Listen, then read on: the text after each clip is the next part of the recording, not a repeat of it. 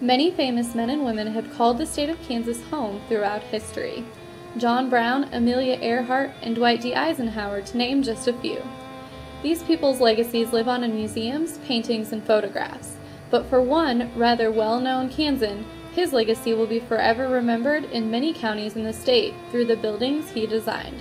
Architect George P. Washburn was influential throughout the state of Kansas, and many of the beautiful buildings he designed have been placed on the National Registry of Historic Places.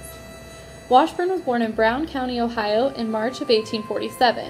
In 1857, at the age of 10, his family moved to Clark County, Missouri, the state bordering the place he would soon call home.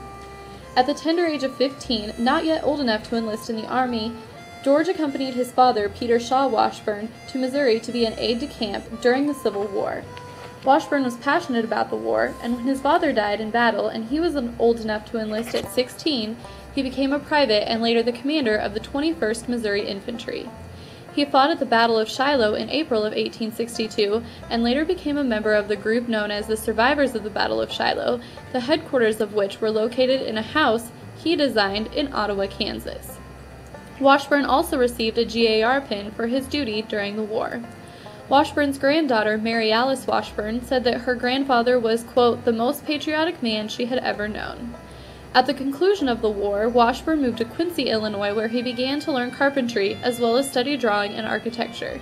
In 1870, he married Miss Alice Sponsler and moved to Mount Pulaski, Illinois, where he began working with a man named L.A. Fuller as a contractor and builder. In 1879, at the age of 32, he finally settled in Ottawa, Kansas, the place he would call home and where he would complete most of his works throughout the rest of his career. His first work was with the Cross and Taylor Architects, where he superintended the construction of several railroad depots for the Union Pacific Railroad. It wasn't until 1882 that he opened his own architectural office in Ottawa. Washburn designed many buildings and homes in Ottawa, all of which display one or all of his trademarks as a designer. He combined the shingle style of Victorian Gothic architecture with elements of the Queen Anne style, Romanesque revival, colonial revival, and free classical movements. His designs are unique and easy to spot among the other buildings or residences in the area. His work in Ottawa included the depot on the Santa Fe Railroad, which now serves as a museum, 2 entire blocks of the beautiful downtown area built for 2 wealthy men from Ottawa, the Ottawa City Hall, the administration building at Ottawa University that was never fully finished due to a fire, but still holds part of Washburn's work today, the Ottawa Carnegie Library, the First Baptist Church of Ottawa that includes a 100-foot bell tower, and the Franklin County Courthouse that now sits on the list of the National Registry of Historic Places, and today includes a statue of Washburn himself in the front lawn. Almost all of Washburn's buildings in Ottawa are still standing. The few that are gone were burned down at some point. His office in downtown Ottawa can still be seen today with the original sign saying Architects G.O.P. Washburn and Sons. In 1904, a reporter from the Ottawa Herald stated that, quote, Ottawa may feel proud of her architect, Mr. George P. Washburn. His ability is recognized far and near, and he has done as much to advertise Ottawa as any one man.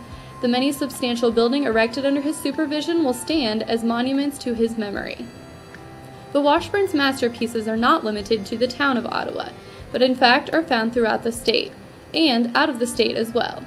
He designed 13 of the county courthouses in the state, including those of Franklin, Pratt, Harper, Butler, Kingman, Beaver, Doniphan, Anderson, Neosho, Woodson, Miami, Atchison, and Johnson counties.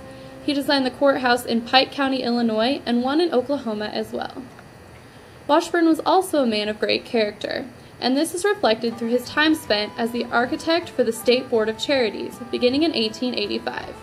During his time in this position, he worked on several important projects, including the School for the Blind in Kansas City, Kansas, and the State Hospital in Parsons, Kansas.